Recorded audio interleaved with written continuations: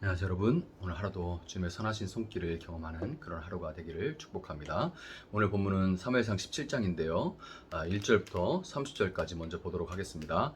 블레셋 사람들이 그들의 군대를 모으고 싸우고자 하여 유다에 속한 소고에 모여 소고와 아세가 사이에 에베스 담밈에 진침해 사울과 이스라엘 사람들이 모여서 엘라 골짜기에 진치고 블레셋 사람들을 대하여 전열을 벌였으니 블레셋 사람들은 이쪽 산에 섰고 이스라엘은 저쪽 산에 섰고 그 사이에는 골짜기가 있었더라. 블레셋 사람들의 진영에 싸움을 도두는 자가 왔는데 그의 이름은 골리앗이요 가드 사람이라. 그의 키는 6규빗 한 뼘이요 머리에는 노투구를 썼고 몸에는 비늘 갑옷을 입었으니 그 갑옷의 무게가 놋 5천 세겔이며 그의 다리에는 놋 각반을 쳤고 어깨 사이에는 놋 단창을 메었으니 그 창 자루는 배틀채 같고 창날은 철 600세겔이며 방패 든 자가 앞서 행하더라. 그가 서서 이스라엘 군대를 향하여 외쳐 이르되 너희가 어찌하여 나와서 전열을 벌였느냐. 나는 블레셋 사람이 아니며 너희는 사울의 신복이 아니냐. 너희는 한 사람을 택하여 내게로 내려보내라. 그가 나와 싸워서 나를 죽이면 우리가 너희의 종이 되겠고 만일 내가 이겨 그를 죽이면 너희가 우리의 종이 되어 우리를 섬길 것이니라. 그 블레셋 사람이 또 이르되 내가 오늘 이스라엘의 군대를 모욕하였으니 사람을 보내어 나와 더불어 싸우게 하라 한지라. 사울과 온 이스라엘이 블레셋 사람의 이 말을 듣고 놀라 크게 두려워하니라. 다윗은 유다 베들레헴 에브라 사람 이세라 하는 사람의 아들이었는데 이세는 사울 당시 사람 중에 나이가 많아 늙은 사람으로서 8아들이 있는 중 그 장성한 세 아들은 사울을 따라 싸움에 나갔으니 싸움에 나간 세 아들의 이름은 장자 엘리압이요 그 다음은 아비나답이요 셋째는 삼마며 다윗은 막내라. 장성한 세 사람은 사울을 따랐고 다윗은 사울에게로 왕래하며 베들레헴에서 그의 아버지의 양을 칠 때에 그 블레셋 사람이 40일을 조석으로 나와서 몸을 나타내었더라. 이새가 그의 아들 다윗에게 이르되 지금 내 형들을 위하여 이 볶음곡식 한 에바와 이 떡 10덩이를 가지고 진영으로 속히 가서 내 형들에게 주고 이 치즈 10덩이를 가져다가 그들의 천부장에게 주고 내 형들의 안부를 살피고 증표를 가져오라.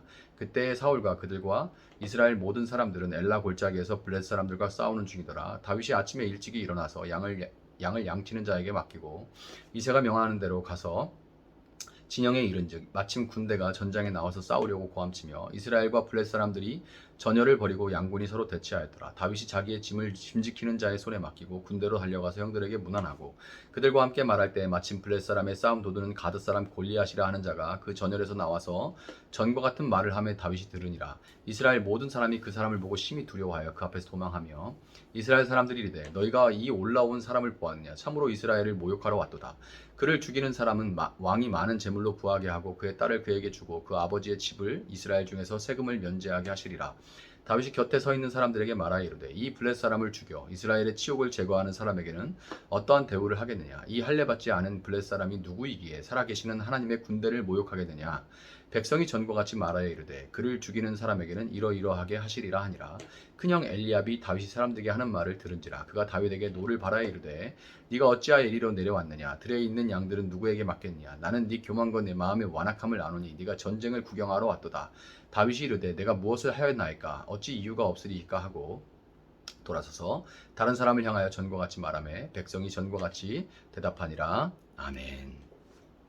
자, 때는 본문 15절에 기록된 것과 같이 다윗이 사울에게 왕래하면서 여전히 전과 같이 양을 치고 있던 어느 날이었습니다. 사울이 이스라엘의 왕으로 있는 동안 내내 블레셋과 마찰이 있었는데요. 아무래도 사울이 관간이 귀신에 들려가지고 이 귀신의 영향력 아래 있는데 그의 정신이 맑고 멀쩡할 리가 없죠. 그러니까 이제 제대로 된 판단을 내리지 못하고 혼란스러울 때가 많고 당연하게 나라가 혼란해지겠죠. 그렇게 혼란한 틈을 타서 블레셋 입장에서는 눈엣 가시 같은 이스라엘을 혼란한 틈을 타서 아예 점령해 버리려고 작정을 하고 이제 블레셋이 쳐들어온 것 같습니다.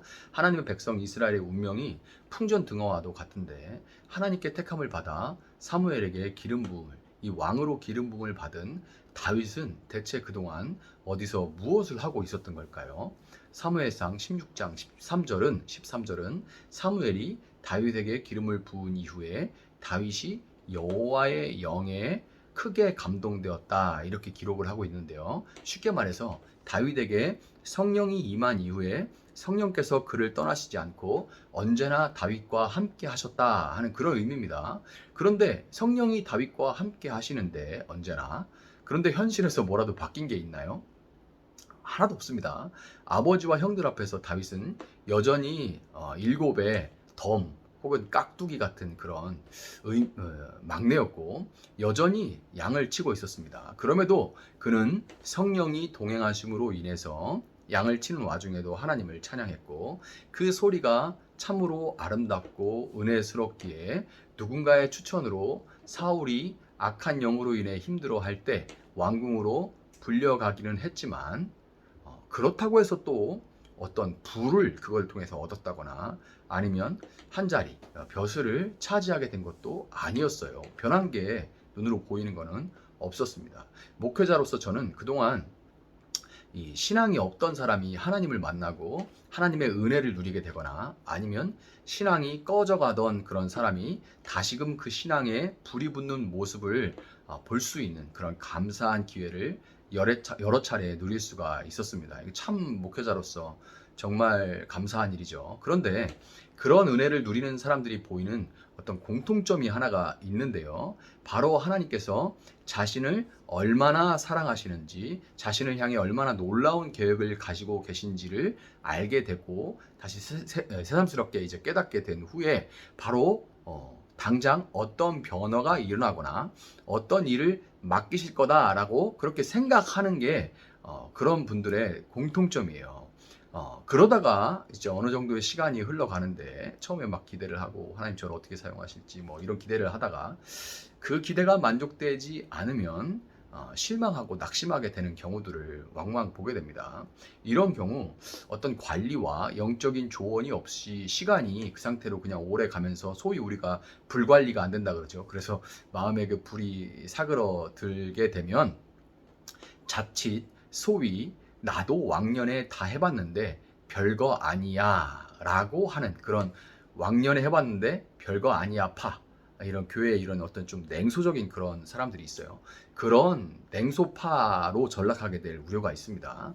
또 비슷하지만 좀 다른 모양으로 나타나는 것 중에 하나가 뭐냐면 지금 주시는 하나님의 은혜를 누리고 경험하고 있으면서도 하나님이 이 은혜가 너무 막 이렇게 세면 갑자기 오늘 막 갑자기 하나님이 아프리카나 오지에 선교사로 나가라고 하실까봐 두려워서 겁나가지고 그 은혜를 감사하면서도 마음껏 누리지 못하겠다 이렇게 말하는 사람들도 있습니다. 이게 어느 쪽이든 간에 다 균형을 잃은 거예요. 여러분 우리는 사도행전을 보면서 하나님의 교회를 세워나가는 예수님의 제자들의 그 사역에 놀라움을 금치 못하는데요.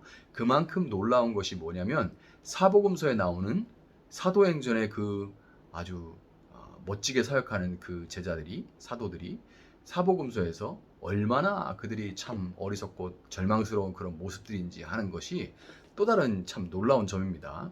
도대체 이 누가복음과 이제 누가 요한 사도행전 이렇게 붙어 있는데 왜 같은 사람들인지 의심스러울 정도죠. 그럼에도 불구하고 예수님은 제자들을 처음부터 그분의 제자들로 부르셨습니다. 처음에는 그냥 일반인 신분으로 부르셨다가 어느 정도 이제 좀 제자가 될 만한 깜냥이 됐을 때 제자로 등급업을 시켜준 것이 아니에요.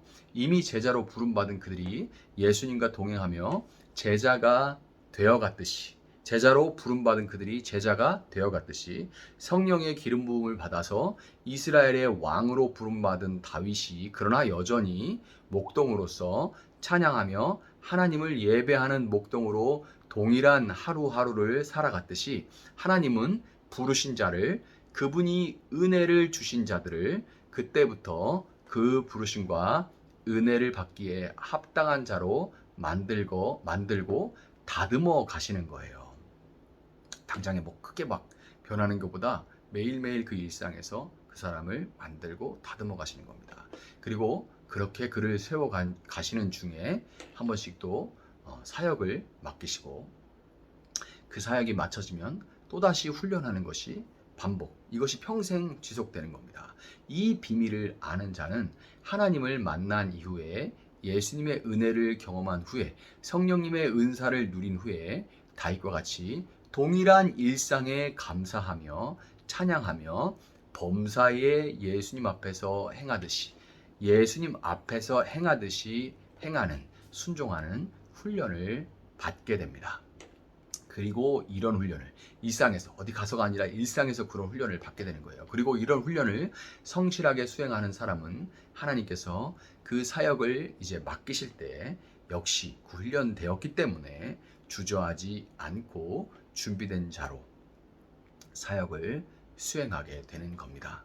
이스라엘과 블레셋의 대치 상황에 다윗은 전쟁에 참여한 형들에게 먹을 것을 주고 오라는 아버지의 심부름을 하게 되는데요. 그때는 무려 40일 동안 블레셋의 거인 장수 골리앗이 소리를 높여서 이스라엘의 하나님을 조롱하고 이스라엘을 자극하면서 싸움을 이제 도두고 있는 그런 때였습니다.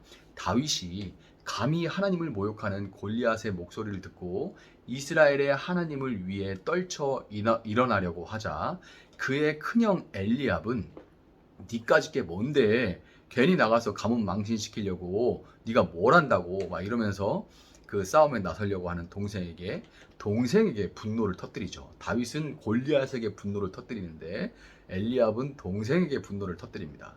평소에 하나님만 오직 두려워하고 일상에서 그분을 예배하는 훈련이 되어 있지 않던 엘리압은 골리앗으로 상징되는 세상의 강함 앞에 짓눌려서 엉뚱하게 내부 총질하듯이 이 세상의 죄와 악한 구조에 대해서는 전혀 분을 내지 못하고 그냥 나를 책망하거나 아니면 나와 가까운 이런 아니면 교회나 이런 곳에다가 막 이렇게 내부 총질하듯이 함께 하나님의 나라를 세워가야 할 사람에게 화를 내는 어리석음을 범했어요. 밖에서 스트레스 받고 집에 와서 스트레스 푸는 거하고 똑같죠. 사랑해줘야 되는 사람, 사랑을 나눠야 되는 사람에게 막 가족에게 화를 내는 사람들하고 똑같아요.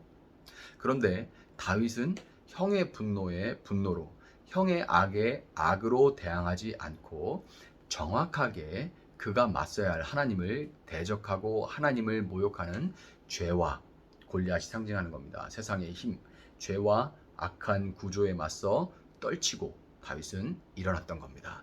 여러분, 하나님의 은혜로 예수님을 믿은 후에 우리는 하나님의 백성인 성도, 하나님을 따르는 자, 성도라고 부르죠. 이 성도로 부름을 받아서 일상에서 그분의 백성이요 자녀답게 살아가도록 훈련을 받게 되고, 이미 성도로 부름을 받았지만 또 성도가 되어갈 수 있도록 훈련을 받게 되고요. 때가 되면 그 훈련을 점검하고 또 그 훈련을 통해서, 그 사역을 통해서 그 훈련을 더욱더 발전시켜 나갈 수 있는 그런 사역을 맡게 됩니다. 그리고 그 사역은 그 사역 한다고 끝이 아니라 그 사역 중간에도, 그 사역을 하고 있는 중에도, 그리고 그 후에도 그 훈련은 계속됩니다. 나를 택하셔서 왕 같은 제사장으로 부르시고 기름 부어주신 하나님께서 이 일에 쉬지 않으심을 여러분 기억하시고, 조급함도, 그렇다고 게으름과 나태함도 아닌 그분의 인도하심에 걸음을 맞춰 동행해 나가는 그런 여러분의 오늘 하루가 또한 될 수 있기를 예수님의 이름으로 축복합니다. 잠시 기도하겠습니다. 사랑하시는 하나님, 감사합니다. 하나님, 정말 다윗과 같이 우리가 하나님과 온전히 동행하며 정말 우리를 하나님께서 이미 성도로, 하나님의 자녀로 부르셨지만, 그러나 또한 성도답게, 자녀답게 오늘 하루 매일매일 우리를 훈련하시는 줄 믿습니다. 그 훈련 가운데 우리가 일상에서 순종하고 일상에서 하나님을 찾을 때에 때를 따라 하나님께서 우리에게 힘들고 어려운 자를 붙여주시기도 하고, 우리가 섬겨야 할 곳을 보여주시기도 하고, 우리 마음에 감동을 주시면서 사역들을 맡겨주실 때가 있습니다. 그러나 그 사역을 하면서도 우리는 여전히 훈련을 받고 그 사역 후에도 끊임없이 훈련은 이어주는 줄 믿습니다. 그 끝이 정말 하나님의 뜻에 순종하고 예수님께서 그러하신 것처럼 하나님께 순종하는 그 모습으로 우리는 예수님을 닮은 모습으로 변화시켜 나가는 것이라는 것을 우리가 기억하고, 그 일에 쉬지 않는 하나님을 신뢰하며 조급해하지도 않고 나태하고 게으르지도 않으며 오직 묵묵히 오늘도 하나님 앞에 순종하며 나아가며 하나님을 찬양하는 저희들 한 사람 한 사람 될 수 있도록 하나님 함께하여 주시옵소서. 감사하며 예수님의 이름으로 기도합니다. 아멘. 오늘 주시는 말씀 붙들고 계속해서 기도합니다.